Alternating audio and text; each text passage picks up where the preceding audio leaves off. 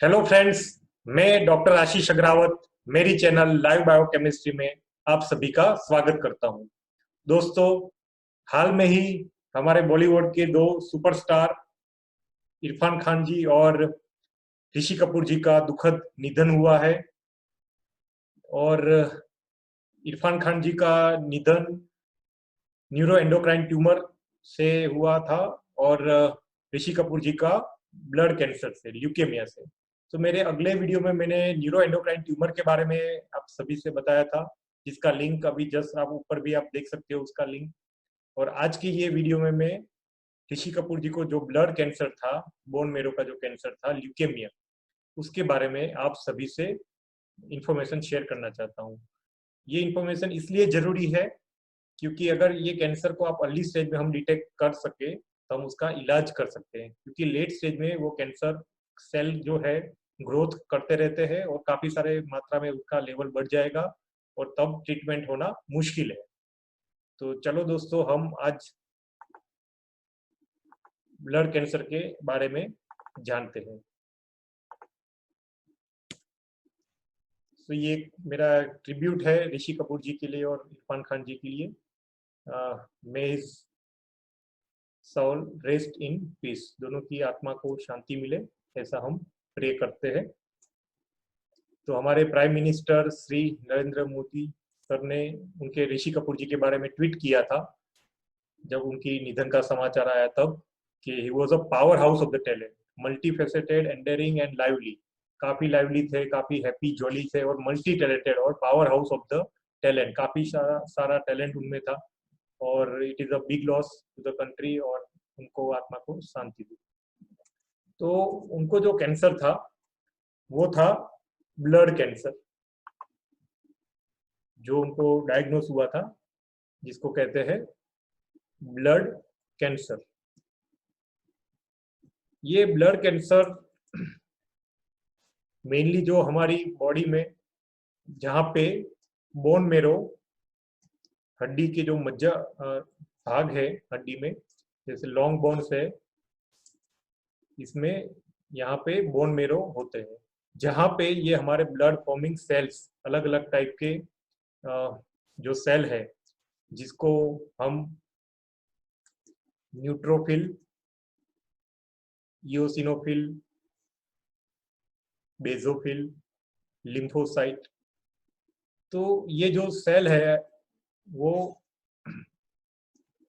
जितने भी ये ब्लड के अलग अलग टाइप है, न्यूट्रोफिल है, यूसिन न्यूट्रोफिल जैसे कोई भी इंफेक्शन है उसके सामने फाइट करता है, लिम्फोसाइट है वो एंटीबॉडी प्रोड्यूस करता है, इओसिनोफिल है जो वो एलर्जी के सामने लड़ता है, फाइट करता है। तो अलग अलग टाइप के जो सेल है, अगर वो उसके सेल प्रोड्यूसिंग है, उसको कहते हैं haematopoietic cell, haematopoietic stem cell. तो ये हिमेटोपोइटिक स्टेम सेल में से ये अलग अलग टाइप के डिफरेंट ब्लड सेल्स, जिसके अंदर आएगा व्हाइट ब्लड सेल, जिसके अंदर ये न्यूट्रोफिल, यूसिनोफिल, लिम्फोसाइट्स वो सब आएंगे, रेड ब्लड सेल प्रोड्यूस होते हैं। ठीक है। तो ये जो WBC है, व्हाइट ब्लड सेल, उसका ये मेन ट्यूमर है। तो जैसे आप देख सकते हो, ये स्टेम सेल है, ब्लड स्टेम सेल, जिसमें से माइलोइड स्टेम सेल और लिम्फोइड स्टेम सेल। सो ये ब्लड स्टेम सेल है, हिमेटोपोइटिक स्टेम सेल है, उसकी कैपेसिटी होती है कि उसमें से अलग अलग टाइप के सेल और टिश्यू प्रोड्यूस होते हैं। तो अगर ये माइलोइड स्टेम सेल है, जिसमें से RBC बनते हैं, प्लेटलेट बनते हैं, माइलोब्लास्ट में से ultimately white blood cell produce हो गए, और लिम्फोइड स्टेम सेल है, उसमें से लिम्फोसाइट प्रोड्यूस हो गए।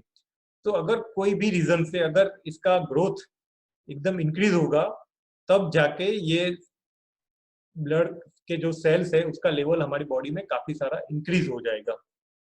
ठीक है। तो उसके अलग अलग टाइप है, मेनली एक लिम्फोसाइटिक ल्यूकेमिया है और माइलोजिनस ल्यूकेमिया है। उसमें भी, दोनों में भी एक्यूट, अगर तुरंत होता है तो अगर लॉन्ग टाइम तक रहेगा तो उसको क्रॉनिक कहेंगे। माइलोजेनिक में भी एक्यूट और क्रॉनिक। तो acute lymphocytic leukemia, chronic lymphocytic leukemia, acute myelogenous leukemia और क्रॉनिक माइलोजिनस ल्यूकेमिया। अभी जो ऋषि कपूर जी को था वो सोर्स से पता चला कि उनको क्रॉनिक लिम्फोसाइटिक ल्यूकेमिया हुआ था। ठीक है, तो ये जो ल्यूकेमिया है उसमें अलग अलग टाइप होते हैं, जैसे ये एज वाइज डिस्ट्रीब्यूशन। तो जो एक्यूट लिम्फोसाइटिक ल्यूकेमिया है वो mostly less than 15 years of childrens को होता है, जबकि क्रॉनिक लिम्फोसाइटिक ल्यूकेमिया 50 साल से ऊपर में जनरली पाया जाता है। और ये एक्यूट एएमएल और सीएमएल वो बिटवीन 20 टू 60 में वो नॉर्मली देखा जाता है। ये एक्यूट ल्यूकेमिया है, माइलोइड ल्यूकेमिया और लिम्फोब्लास्टिक, उसके भी एक अलग अलग WHO क्लासिफिकेशन है, जिसमें अर्ली स्टेज में अगर जहाँ पे वो डिफ्रेंशिएट नहीं हो पाते एक सेल में से दूसरे में, तो उसके अकॉर्डिंग टू उसके ग्रेडिंग्स पाए जाते हैं। M3 करके है जिसको नाम है माइलोब्लास्टिक एनीमिया एक्यूट में प्रो माइलोसाइटिक एनीमिया। ये एक इम्पोर्टेंट है क्योंकि विटामिन ए उसकी एक ट्रीटमेंट है। ठीक है, अगर ये अर्ली डायग्नोस हो गया तो हम विटामिन ए से वो क्योर हो जाएगा। जबकि ये क्रॉनिक माइलोब्लास्टिक होता है वो क्रोमोसोमल एब्नॉर्मलिटी की वजह से होता है। फिलाडेल्फिया क्रोमोसोम कहते हैं 9 और 22 वो क्रोमोसोम का इंटरचेंज हो जाता है, ट्रांसलोकेशन होता है। तो जितने भी ल्यूकेमिया है उसमें ALL जो मैंने बताया था वो डायग्राम में के हिसाब से ALL होता है वो चिल्ड्रन में, बच्चों में लेस देन 15 ईयर्स में मोस्ट कॉमन ल्यूकेमिया है। जबकि ऑल ओवर एडल्ट हम सब में जो ल्यूकेमिया होता है वो क्रॉनिक लिम्फोसाइटिक ल्यूकेमिया जो मेनली 50 या 60 ईयर्स के बाद देखा जाता है, 60 साल के बाद पाया जाता है। और दूसरा एक कॉमन है वो एक्यूट माइलोइड ल्यूकेमिया। अभी इसके सिम्टम्स क्या क्या है, इसके लक्षण क्या क्या है, तो ये लक्षण जानना बहुत ही इंपॉर्टेंट है, क्योंकि वो अगर है तो हमें पता चलेगा अर्ली स्टेज में हम उसको डायग्नोस कर सकेंगे, तो हम उसको डॉक्टर के पास जाके हम उसको ट्रीट कर सकते हैं। तो ये जो हमारे बोन मेरो में जो सेल प्रोड्यूस होता है उसका एक्सेसिव ग्रोथ हो जाता है, जिसकी वजह से क्या होता है कि सेल वहां पे ट्रैप हो जाएंगे और जैसे कि हीमोग्लोबिन जैसे है वो प्रोड्यूस नहीं होगा, जिसकी वजह से एनीमिया होगा। हमारी वो उसका अगर प्रोडक्शन बढ़ जाएगा लिम्फोसाइट का, तो वो हमारी टिश्यू में एक्यूमुलेट होगा, जो लिम्फेटिक टिश्यू है, लसिका ग्रंथि जिसको कहते हैं।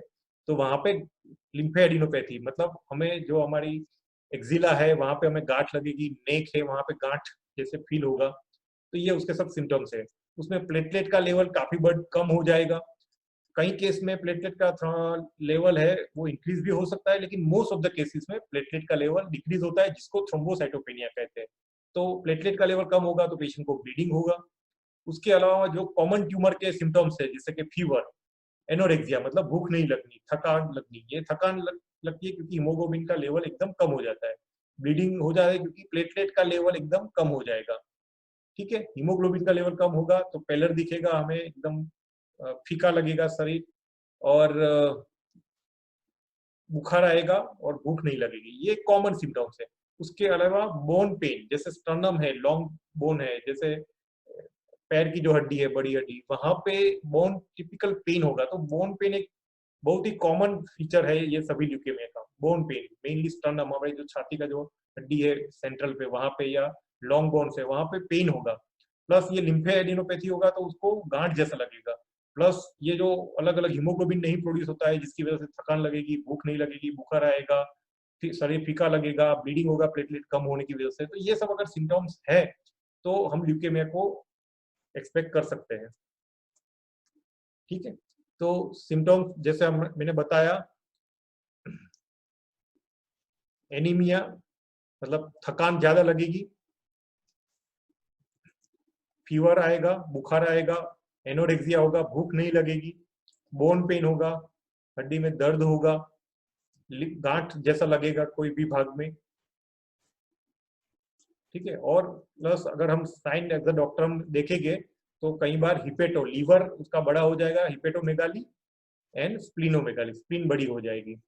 ठीक है, तो ये सभी फीचर्स कॉमन जो इसके सिम्टम्स है। अगर इसको हिस्टोलॉजिकली जो कंसल्ट डॉक्टर है, पैथोलॉजिस्ट है, तो ल्यूकेमिया ऐसा काफी बड़ा टॉपिक है, काफी वाइड है। मैं जस्ट आपको शॉर्ट में बताने जा रहा हूँ। तो एक्यूट लिम्फोइड ल्यूकेमिया मतलब जो लिम्फोसाइट होते हैं जिसमें कोई ग्रेन्यूल्स नहीं होंगे, तो वो दिख जाएंगे एल एक्यूट लिम्फोइड ल्यूकेमिया में। एक्यूट माइलोइड ल्यूकेमिया है जो 20 to 60 ईयर्स में मोस्टली पाया जाता है, तो उसमें और रोड AUER अगर ये दिखेगा तो it is typical of acute myeloid leukaemia. Okay, और एक्यूट है तो अभी उसका डिफरेंशिएट इतने बाकी के जो सेल है जैसे न्यूट्रोफिल है, यूसिनोबेसोफिल, वो सब इतने डिफरेंशिएट नहीं होते होंगे शुरू के स्टेजेस में। जबकि अगर क्रॉनिक माइलॉइड ल्यूकेमिया है तो ये आप देख सकते हो, ये न्यूट्रोफिल आपको दिखाई दे रहा है। ठीक है, तो जो सेल है वो आप इजीली डिफरेंशिएट कर सकते हो। ठीक है, और जो एक्यूट माइलॉइड ल्यूकेमिया था उसमें ये जो सेल है उसको कहते हैं ब्लास्ट सेल। तो ब्लास्ट सेल का लेवल काफी इंक्रीज हो जाता है AML में। तो जो आपके सिम्टम्स है उसके बेस पे जो डॉक्टर है तो एक CBC काउंट करके होगा, कंप्लीट ब्लड काउंट। बहुत ही इजी टेस्ट है, 150 से 300 रुपये में ये टेस्ट हो जाता है। तो ये टेस्ट में हमें थोड़ा आइडिया आएगा कि ल्यूकेमिया है कि नहीं है। जैसे कि हीमोग्लोबिन का लेवल काफी कम हो जाएगा, RBC काउंट है, रेड ब्लड सेल, उसका काउंट कम हो जाएगा, प्लेटलेट काउंट है वो मोस्ट ऑफ द केसेस में कम हो जाएगा। कुछ केसेस में इंक्रीज भी हो सकता है, लेकिन मोस्ट ऑफ द केसेस में प्लेटलेट का लेवल कम हो जाएगा। ठीक है, तो ये, और इसके अलावा जो WBC काउंट है उसका लेवल काफी सारा बढ़ जाता है। नॉर्मली वो 4000 से लेके 11000 है। ठीक है, इसका नाम ही है ल्यूकेमिया। ल्यूको मीन्स व्हाइट, सफेद। ये सफेद WBC means white blood cell, मतलब श्वेत कण। तो उसका लेवल इंक्रीज हो जाएगा। और मिया, ठीक है, ल्यूकेमिया, तो उसका अगर कैंसर है तो उसकी वजह से मिया मीन्स ब्लड उसको कहते हैं। ठीक है, तो ये उसका ब्लड का एक कैंसर है। तो ये नॉर्मल लेवल 11 तक हजार होता है, लेकिन कैंसर के पेशेंट में ये 20,000 से लेके 50,000 तक देखा जाता है। अभी ये WBC काउंट है वो दूसरी सब कंडीशन में भी बढ़ सकता है। जैसे कि अगर आपको न्यूमोनिया है, ठीक है, इन्फेक्शन है, सेप्टिसेमिया है, तो उसकी वजह से क्या होगा, पेशेंट को न्यूमोनिया की वजह से कि उसका ब्लड काउंट कम हो जाएगा, लेकिन हम उसको ट्रीट करेंगे तो उसका लेवल, एंटीबायोटिक देंगे तो वो कम हो जाएगा। लेकिन जबकि ल्यूकेमिया में क्या होगा कि अगर उसको ट्रीट नहीं करेंगे एंटीबायोटिक से भी, जैसे ही ये कैंसर है तो सेल का ग्रोथ होता जाएगा। तो अगर पहली बार 30,000 है, नेक्स्ट टाइम पेशेंट आएगा तो उसका ब्लड काउंट 60,000 हो जाएगा। तो WBC काउंट इंक्रीज होगा, तो हमें पता चलेगा कि ये ल्यूकेमिया हो सकता है। ठीक है, वैसे ही अगर एलर्जी रिएक्शन है तो इओसिनोफिल बढ़ जाएगा।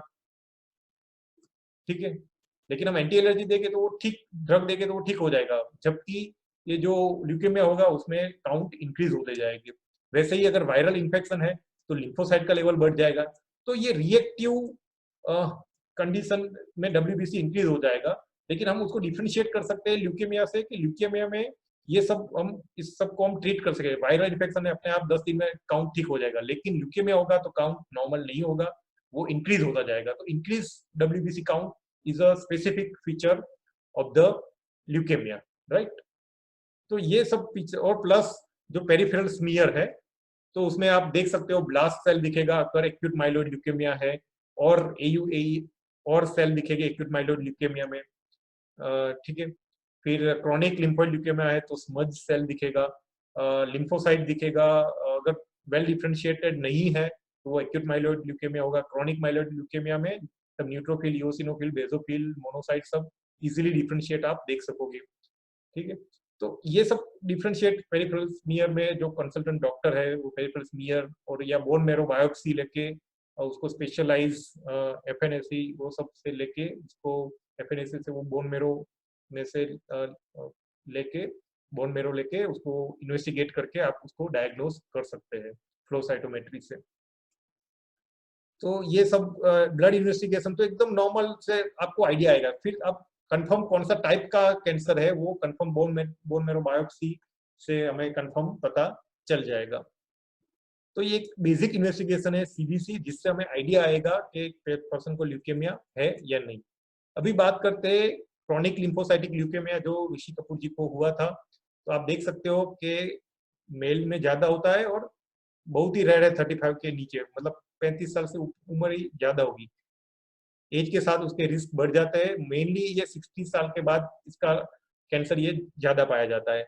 इसके अंदर जो हमारे बी लिम्फोसाइट है जो हमें एंटीबॉडी प्रोड्यूस करते हैं, उसका सेल का ग्रोथ काफी बढ़ जाएगा। ठीक है, और जिसकी वजह से अल्टीमेटली इतना प्रोलिफरेशन होगा, सो एंटीबॉडी का लेवल कम हो जाएगा ऑल ओवर, और लेकिन वो जो लिम्फोसाइट है वो हमारे ब्लड स्फीयर में और बोन मेरो में उसका लेवल इंक्रीज हो जाएगा। कई बार सिम्टम्स नहीं भी देखने जाते, बट मोस्ट कॉमन फीचर उनके जो थकान लगना है, भूख नहीं लगेगी, ऑर्गन मेगाली स्पिनोमेगाली हो जाएगा, गांठ जैसा लगेगा लिम्फोइड और लीवर का एनलार्जमेंट होगा। उसको प्रोराइटिक वेसिकुलर स्किन लीजन हो गए, क्योंकि अगर प्लेटलेट कम हो गया है तो ब्लीडिंग होगा, तो उसकी वजह से पैचेस दिखेंगे। थकान एनीमिया, उसको हम देख सकेंगे, उसका शरीर पूरा फिक्का होगा। ठीक है, पेशेंट को थ्रोम्बोसाइटोपेनिया होगा। डब्ल्यूबीसी काउंट 20,000 से लेके 1 लाख तक उसका लेवल एलिवेट हो सकता है। और मैंने जैसे बताया कि अगर बैक्टीरियल इन्फेक्शन है तो एंटीबायोटिक से वो ठीक हो जाएगा, वायरल होगा तो अपने आप ठीक हो जाएगा 7 दिन बाद। एलर्जी होगी, हम ड्रग देंगे, अपने आप ठीक हो जाएगा काउंट। लेकिन ल्यूकेमिया में ये डब्ल्यूबीसी का काउंट इंक्रीज होता जाएगा, और उसकी वजह से अल्टीमेटली जो ब्लड की विस्कोसिटी है वो काफी इंक्रीज हो जाएगी। तो आप देख सकते हो ये लिम्फोसाइट्स है, तो ये एक टिपिकल फीचर है। और स्मर्ज सेल, ये इस टाइप का फीचर्स अगर पेरिफेरल ब्लड में दिखेगा तो वो क्रोनिक लिम्फोसाइटिक ल्यूकेमिया हो सकता है, जो हम बोन मैरो से हम कंफर्म करेंगे। उसका स्पेसिफिक स्टेनिंग होता है हर एक, जैसे कि न्यूट्रोफिल है तो वो माइलोपेरोक्सीडेज से हम स्टेन कर सकते हैं। तो अलग अलग डिफरेंट स्टेनिंग है, वो उसके स्पेशलिस्ट को वो डायग्नोस करेंगे। अभी हम उसकी ट्रीटमेंट की बात करें तो जब भी सिम्टोमेटिक्स हो तभी उसको ट्रीट करना चाहिए। जैसे प्लेटलेट कम हो गया हो, गांठ हो, स्प्लीन बड़ी हो गई हो, तब उसको एनीमिया हो, शरीर फीका हो गया हो, तब उसकी ट्रीटमेंट करेंगे। ट्रीटमेंट में कीमोथेरेपी ड्रग्स है, जैसे क्लोरेम्ब्यूसिल है, स्टीरॉइड्स हम दे सकते हैं। और क्लाइंट और फैमिली एजुकेशन, जिसमें हम ध्यान रखते हैं कि पेशेंट को ज़्यादा हाई प्रोटीन डाइट हम उसको एडवाइस करेंगे कि प्रोटीन वाला पोर्शन ज़्यादा है, हाई फ्लूइड पानी ज़्यादा पीना है, जो है हैंड वॉशिंग फ्रिक्वेंट, क्योंकि इन्फेक्शन ना हो, इम्यूनिटी कम हो जाएगी। तो हमें उनको बोलना है कि आप भीड़ भाड़ वाली जगह है, क्राउडेड प्लेसेस है, वहाँ पे ना जाए, अपने हैंड वॉशिंग रेगुलर करें। तो ये सब ध्यान में रखने जैसी चीज़ है। प्लस उनको वॉमिटिंग ना हो, अगर वॉमिटिंग हो तो ये स्पाइसी फूड है या स्मोकिंग, वो सब अवॉइड करना चाहिए। तो ये सब जो एजुकेशन है वो काफ़ी इंपॉर्टेंट है। अभी जो रिसेंट ट्रीटमेंट इवन ऋषि कपूर जी ने भी कराई थी, बोन मेरो ट्रांसप्लांट, वो भी इसमें करवा सकते हैं बोन मेरो ट्रांसप्लांट। उसमें भी 2 टाइप के होते हैं, allogeneic and autologous. Allogeneic bone marrow transplant में एचएलए मैच करते हैं, जो उसके ब्रदर है, सिस्टर है, उसका ब्लड, या फैमिली में से किसी का मैच, या फैमिली में से किसी का मैच मिसमैच, या दूसरा ही जो है मैच अगर होता है और डोनर का, तो ऐसे अलग अलग टाइप के बोन मेरो ट्रांसप्लांट हम दे सकते हैं। ठीक है, उसके जो स्पेशलिस्ट अवेलेबल डॉक्टर होते हैं, जैसे गुजरात में हमारे सूरत में मेरे फ्रेंड है doctor Hasmukh Balar, who is specialist in onco haematology. Baroda में जो मेरे फ्रेंड है दिव्येश पटेल, डॉक्टर दिव्येश पटेल, वो बोन मेरो के एक्सपर्ट है, बोन मेरो ट्रांसप्लांट के। तो ऐसे ऐसे हम ल्यूकेमिया को डायग्नोस कर सकते हो और ट्रीट भी आप कर सकते हो। ठीक है, और जैसे सीएमएल है, क्रॉनिक माइलोइड ल्यूकेमिया, जिसमें इमिटिनेब ड्रग करके है, तो वो हम ड्रग दे सकते हैं। तो ये सब अभी साइंस, मेडिकल साइंस का ग्रोथ हुआ है, तो ड्रग्स भी अवेलेबल है। इतना ही है कि आप अर्ली डायग्नोस करो, सिम्टम्स को पहचानो, हो सके तो उसका ब्लड इन्वेस्टिगेशन कराओ। जो सीबीसी है, कंप्लीट ब्लड काउंट, बहुत ही इंपॉर्टेंट। पेरिफेरल स्मीयर से हम उसको आइडिया आएगा कि ल्यूकेमिया है या नहीं है। तो आप हमेशा कुछ भी प्रॉब्लम हो तो आप अपने डॉक्टर को तुरंत कंसल्ट करो, और अर्ली डायग्नोस होगा तो हम ट्रीट भी हम कर सकते हैं, और कैंसर से हम लड़ाई जीत सकते हैं। तो ये सभी चीज ल्यूकेमिया के बारे में थोड़ा शॉर्ट में मैंने बताया है। पूरा डिटेल में काफी सारा है, मैं अलग से शायद वीडियो फ्यूचर में बनाऊं। तो आई होप कि ये वीडियो आपको इन्फॉर्मेटिव लगा होगा, आपको पसंद आया होगा। अगर आपको पसंद आया है तो please hit the like button. आप मेरे वीडियो को शेयर कर सकते हो लोगों से। आप मेरी चैनल में नए हो तो सब्सक्राइब कर सकते हो, और बेल आइकन को प्रेस कर सकते हो, जिससे आप और इन्फॉर्मेटिव वीडियोस आप फ्यूचर में आप देख सकें। आप सबने मुझे सुना, इसलिए मैं आप सभी का थैंक यू कहना चाहता हूँ। और again Irfan Khan ji and Rishi Kapoor ji, we will miss you. Hope हम आपके और नए मूवी नहीं देख पाएंगे, लेकिन जब हम आपको मिस करेंगे, हम आपके मूवीज जरूर से देखेंगे। और आप जहाँ पे भी हो, आप खुश रहो। और thank you both of you, आपने हमें काफी एंटरटेनमेंट दिया। Thank you friends, bye.